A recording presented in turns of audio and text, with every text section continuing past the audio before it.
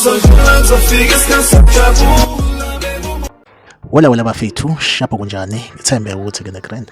wala bafethu shapho kunjani ngithembe ukuthi ke negrand ngithembe ukuthi niyaphila makuthi ke usana kusijoina kwi channel please ngicela wenze nje okulungile ulike i-video usubscribe kuyona ke i-channel bafethu sibongele amakhosi i-Kaizer Chiefs namhlanje ke ikwazile ukuthi ke iwine ngo-2-0 iscore esesijwayelekile for amakhosi isivele nje ishaya 1 goal mhlambe kube ukuthi ke igcine iwina ngalo 1 goal kodwa ke today i-Kaizer Chiefs bafethu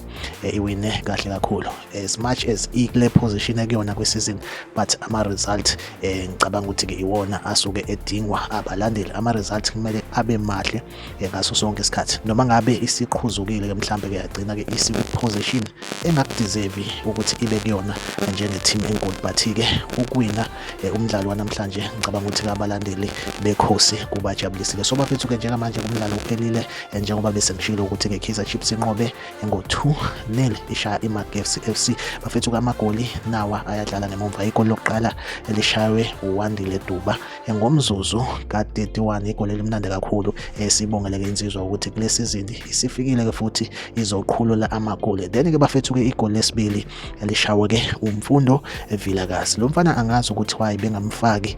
kuse early nje negame because bafethu ukungena kwakhe kuhlezi kuzoba noshintsho indlela iKaizer esuke idlala ngayo iMagesi FC ibi weak kakhulu iKaizer Chiefs fuzabi iwin ngescore mhlambe abo 4-0 kanje but ungena kwaMfundo Vilakazi khona okwenza ukuthi sishintshe iscore ebhodini kube ukuthi akusewona 1-0 but kube u2-0 bafethu siwabongele amakhosi make sure ukuthi uyalike i-video uyasubscribe kwi channel ngaso sonke isikhathi mangidlala iKaizer Chiefs Orlando Pirates bafethu ngiyayifikela kule channel ngizokuvezela ka ama goal clips ikakhulukazi umdlalo usephakathi so make sure ukuthi uhamba nami ngihamba nawe asidukelane like i-video usubscribe uciphize notification bell bafethu asiphinde sihlangabezane ngokulandelayo kwamanje ngivumele ngithi ke nje